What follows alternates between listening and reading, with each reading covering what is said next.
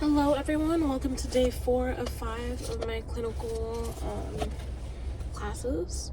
First, before anything else, I'm going to say I've been absolutely obsessed with this Eleanor's brand yogurt. It is so freaking good. Granted, I've only had one so far. I've had the coconut pie or coconut cream pie. Best thing I've ever had in my life. I'm really hoping this one lives up to the same standard because it's a strawberry shortcake. Anyway, day 4. Let's recap day 3. Terrible. Absolutely terrible. And it wasn't anything to do with the residents. It was everything to do with the CNA I had. And without going into too much detail, she was just way too rushed in a way that was actually very overstimulating to me. And I don't like the way that she's treated the residents as a result of her being in a rush constantly. It's really strange, and it's definitely a personality thing, because at first I was like, oh, she's just overstimulated, there's a lot to do. But I've had, of course, 2 other days prior to this with different CNAs who have the same course load, in a way, patient load, and we're managed their time well, did everything safely and securely, and didn't treat the patients the way that she did. So yeah, and to be completely fair, the 2 CNAs I've had so far have had 2 of us to help them, so there's that as well. But also their personalities were just much calmer and more patient, and there's so much more merit in doing or treating each patient, each resident, with respect and with kindness, and being slow and deliberate versus and not making mistakes and doing everything intentionally and making sure everyone is set up and prepared, than to rush through every single patient and constantly forget things or leave things. And and even my instructor gave me the feedback that the time management portion comes in multitasking in a safe way, where yes, you might be in a hurry, you might be in a rush, but when you get into the patient room, you're slowing down, but you're also observing. If you went in there, for example, to do vital signs, you're looking to see what the patient has in their room, if they have the supplies in a room to change them, or you're looking to see what else can be done. This CNA that I had also left me in the room by myself several times, which you're not supposed to do, and she fully intended to have me do half of her resident load, which if I was a fully trained and licensed CNA would not be an issue. But she literally would walk away and do another patient, and I'm like, no. You're supposed to be in the room when I'm with these residents, because, and I'm sorry, I keep kind of interchanging between resident and patient. They are technically called residents in the nursing home. In a hospital setting, they're called patients, and in general, but more in a home or assisted living setting, they're called clients. So I kind of interchange between all 3 of those. But for one, I'm not licensed yet, right? And whether I'm a fully trained student or not, I'm not an employee of the nursing home. So as a not employee, this CNA is licensed, and the nursing home is liable if anything were to happen. And we've actually had a friend of mine, is another student in this class, has actually had several situations happen where the residents have been injured or harmed, and it's we can't be liable for that. For anything else, for their own sake as an employee, they should be very concerned about having me by myself. And her response was oh, well, I didn't tell you to transfer anyone, or I told you not to do this. But it's yeah, but still, right? There was one patient who is a 2-person assist, especially for transfer. She didn't have me transfer her, but even to turn her is a lot. And I recognize that, again, there are going to be times where you have to do a 1-person assist, but for that particular patient, she has very heavy or strong arthritis, and this person jumped out of their car at a light to check their trunk, which was very strange. But the person that she had me go in there by myself to change her, even turning her is a 2-person assist, and she needs a lot more support. And it's so, I think the strategy in terms of time management, from what I've seen from the previous 2, is really just one, either going to the residents who are a little bit easier, so to speak, who are able to do a lot more things by themselves first, getting their vitals, getting their weights, getting all those things set up, and then going to the ones who take a little bit more time. I would expect that that would be the faster way to do it. Otherwise, again, just being a lot more deliberate. Like, there are going to be residents, and there have been, who need you to stop. They need to rest in between. They need, like, they're in a lot of pain, or they're going to be telling you step by step what to do, and it's going to take more time. So I think when you go to the person who's easier, so to speak, or more independent first, and are able to set them up and be like, okay, I'm going to be back. You know, most of that, like 6 a.m. to 9 a.m. here is getting them ready for breakfast. And if we have 10 to 11 residents, understandably, it's going to be a little tough, right?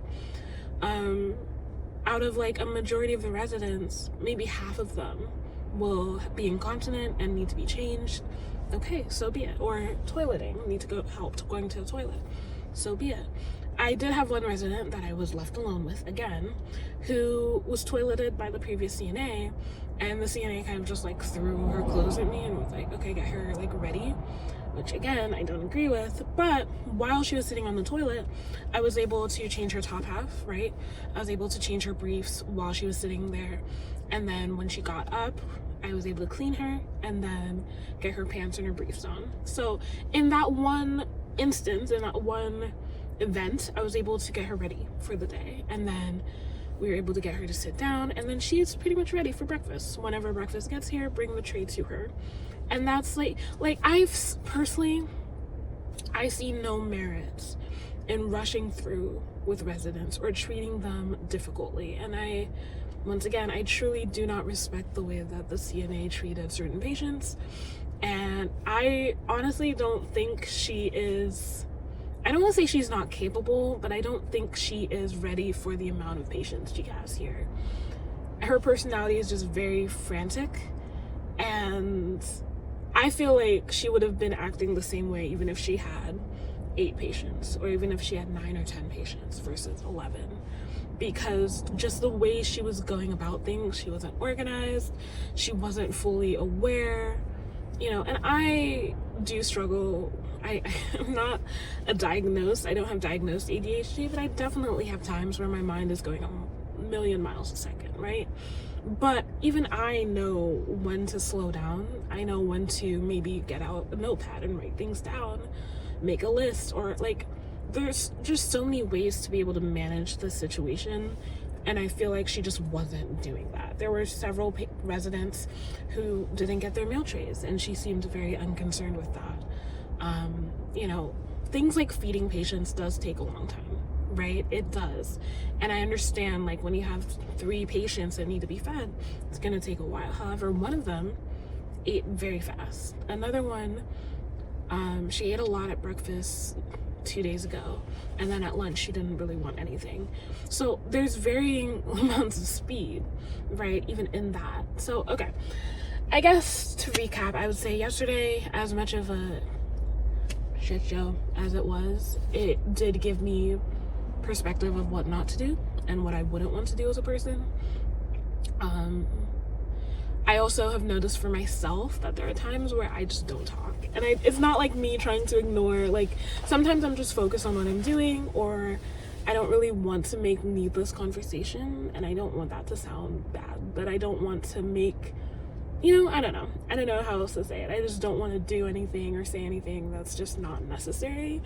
And I don't think that me being not as talkative is a problem for any of the residents. Like, I respond when they're talking to me. When I feel the need to, like, for example, if I'm feeding and I'll explain what's happening, I will do that. But I'm not one to necessarily ask a whole lot of questions, like, okay, maybe like, how are you? How's your day going? But that is something I think I need to work on a little bit. It's just being able to make conversation a bit better. Anyway, I see that some people are starting to come. Once again, the shift starts at 6 a.m. Right now it's 5:25, so I'm gonna go ahead and eat breakfast and listen to some Josh Johnson comedies, and yeah, get ready for the day, I guess. Alright, Alright, good morning, beautiful people. Welcome to another day. I was considering maybe doing my eyeliner here. I don't know if I will though. It's 5:15 right now. A little bit later than I normally am here. Had a late start to the morning, a late end to the night, and just basically staying up way too late. And now I pay for the consequences by being tired now. Okay, as we do, recap of the previous day. Yesterday was actually much better than the previous day. I really like my CNA. She was someone who's been a CNA for over 20 years. I felt like she was actively trying to teach me while we were doing things. The residents, of course, were really nice, really good. Being students, we get to talk to them a little bit more than maybe the employed CNAs were able to. So I was able to answer certain call lights that maybe, some people might not want to respond to right away. But yeah, I'm very grateful. Today is our last day of clinicals. In terms of our mandatory list of things that we had to get done, I got them pretty much all done except for two, which weren't mandatory. I think I may have mentioned it, but the oral care, we have 3 different types of oral care, and our instructor said as long as we got one, I was okay. So yesterday I got to brush teeth. I didn't do any denture cleaning, and I didn't do any oral care for no gums. So tomorrow we have our clinical wrap up lab in which we have another set of skills, like a skill test again. So we have 4 skills that we're going to be tested on. To be frank, we really haven't done many of the skills that we learned.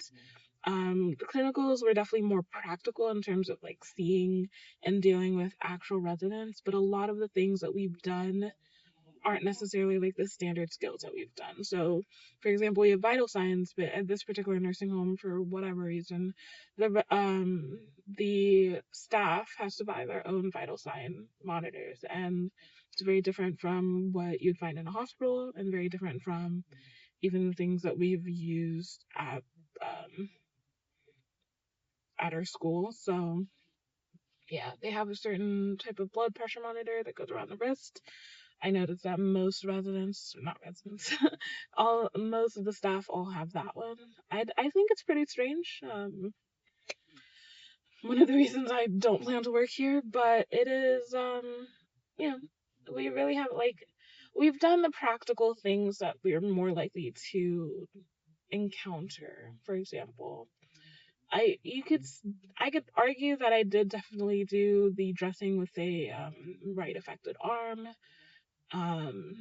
Technically, yes. But what we did in the clinicals wasn't necessarily the step-by-step process of how we have to do it for our skills.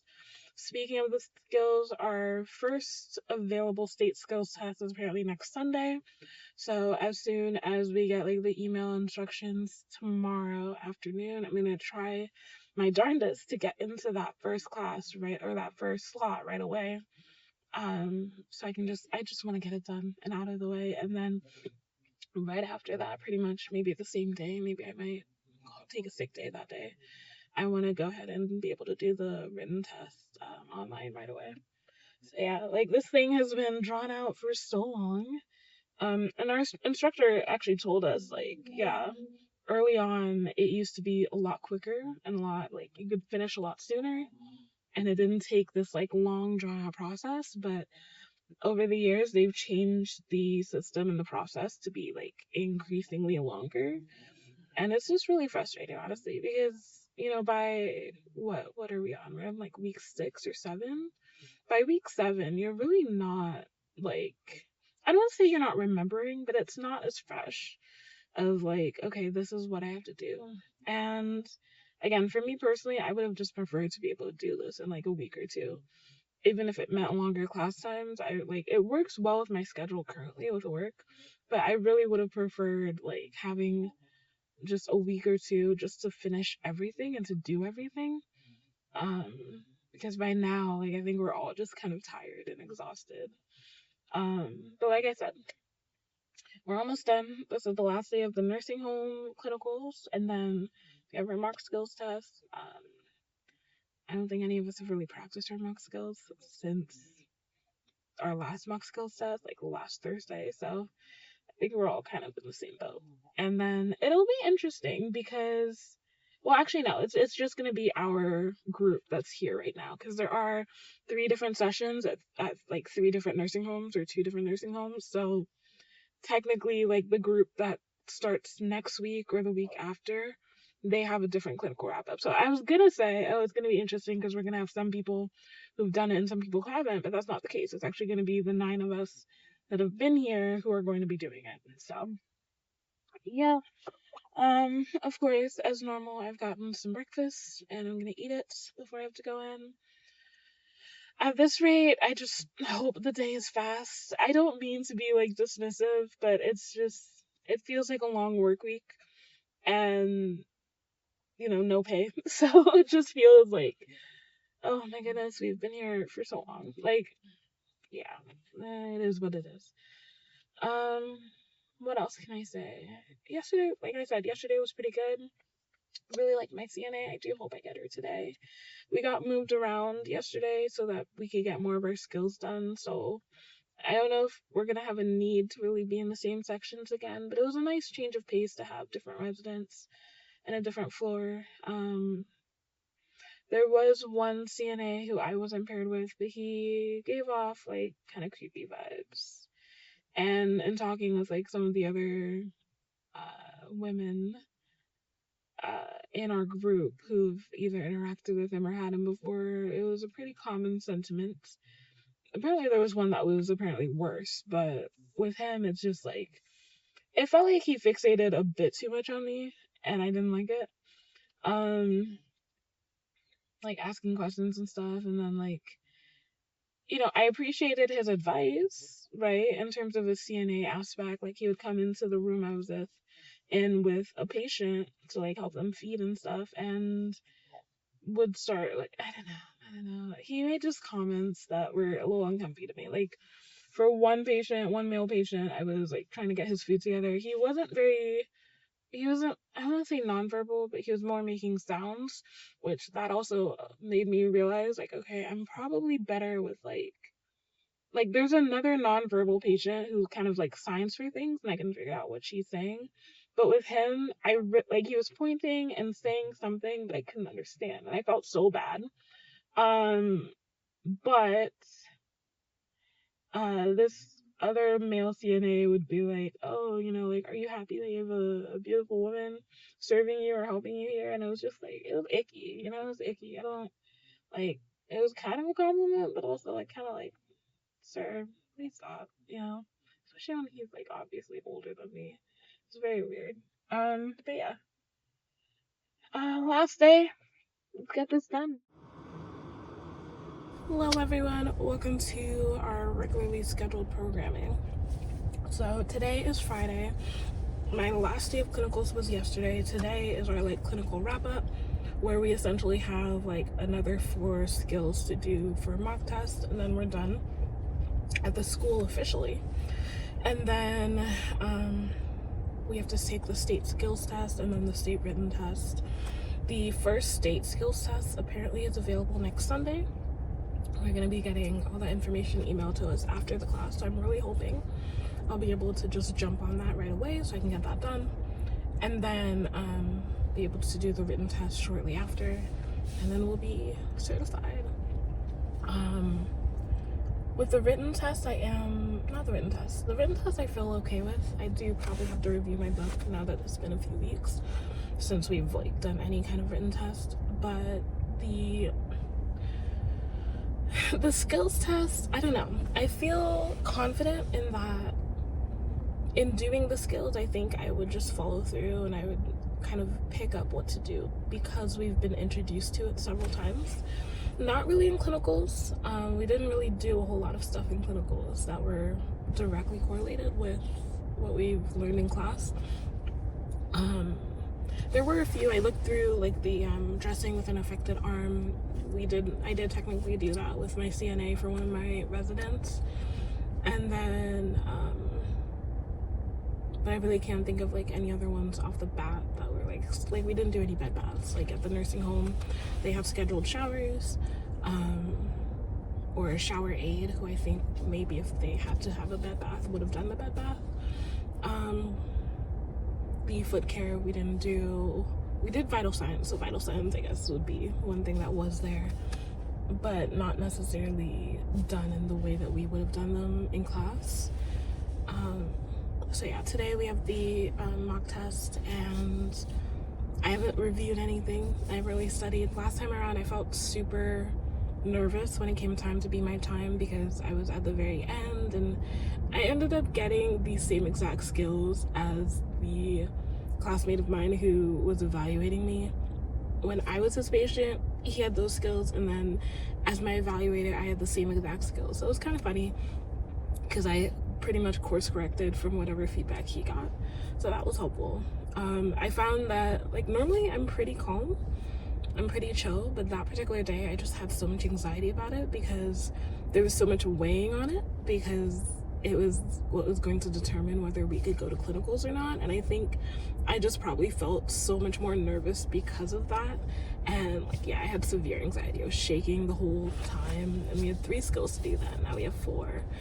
And they did time us, they did show us our time. I think I had finished with like 12 minutes left, if that's right. I think we had like 20 minutes or 25 minutes scheduled, and I don't even know. I don't even think it was that much, but the idea was that like to see how much time it was taking you to do all 3 skills, and on the state test it's gonna be 5 skills. So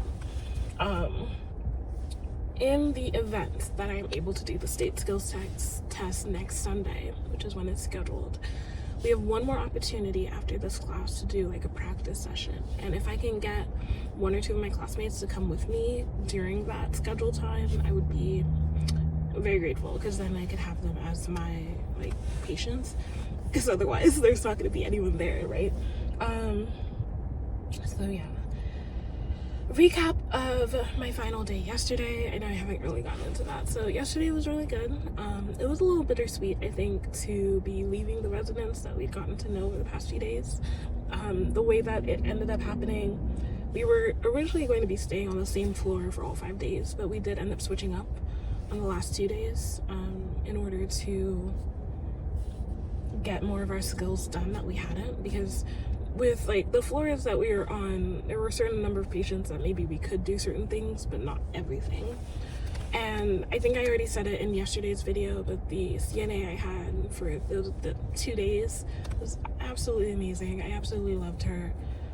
She was very intent on like teaching, sorry, because she had been in the role for like over 20 years, and it was clear that she like cared about people. She cared about like the people she was training. She gave me a compliment. She said like, you are going to do really well, you actually want to help, you actually want to be like proactive, where unfortunately there's a lot of other CNA students she has had, not necessarily from our group, that just kind of stand around or aren't proactive. So it is unfortunate, because as with any job, you're going to have those who genuinely care and genuinely do everything they can in that role, and then you have those who are just there for the paycheck or just there for the credit for school, and or just training for, you know.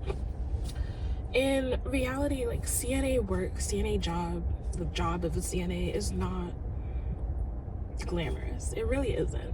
And of course I've had like a preview to this in my previous training, and I saw it firsthand, but it's kind of interesting to see the reactions of certain people now who are being trained as a CNA, and they're like, oh my god, this is disgusting. It's like, yeah, it is.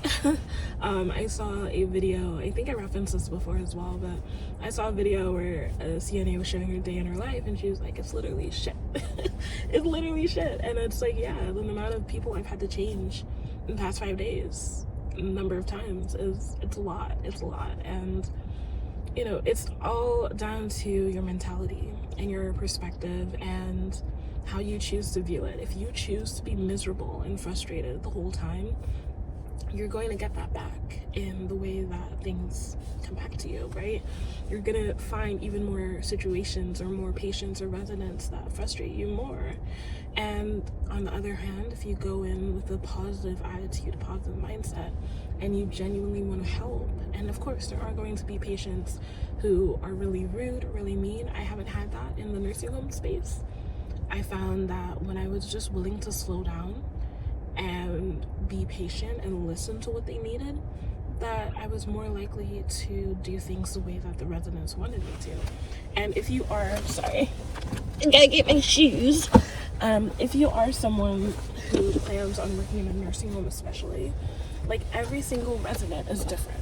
Every single resident has a set way of thinking and doing things, and they want it replicated that way. And for you to become the favorite, it's because you're listening and you're caring, and you're not just doing, like, unfortunately, it sounds like a lot of residents have people who are just treating them as objects, or just treating them kind of as a job, like something they just have to do. And I saw that with the CNA I had on Tuesday, who I didn't like, because you could tell, like, this wasn't a job that she enjoyed, and it wasn't a job that I think she was suited for. She was rushing through everything, and it wasn't like the people in front of her were people. She just wanted to get it done and over with so she could move on, and it was very disheartening to see. And I was telling my CNA yesterday, I was like, yeah, if it was only up to the person I had that day, I probably wouldn't want to continue with this, or I wouldn't have the greatest outlook of this, and I wouldn't want to do any of this. Now, I know the reason I'm doing it, of course, right? But just think of the number of people who, because they were trained or taught a certain way, dislike something so heavily because of the person who taught them, right? And again, if I didn't have an idea of why I wanted to do this personally, I would be very disappointed in what I saw and what I'm seeing on Tuesday. And you know, I'm trying to talk to the patients, I'm apologizing when they're saying they're in pain, and with this other person, she was blatantly ignoring all of those indicators or indications of pain, which was sad to see. So yeah, I'm going to eat my breakfast and get ready to go, but I will see you guys probably maybe in a video after this, and then I think this is the end of the video, so I'll see you guys later. Bye.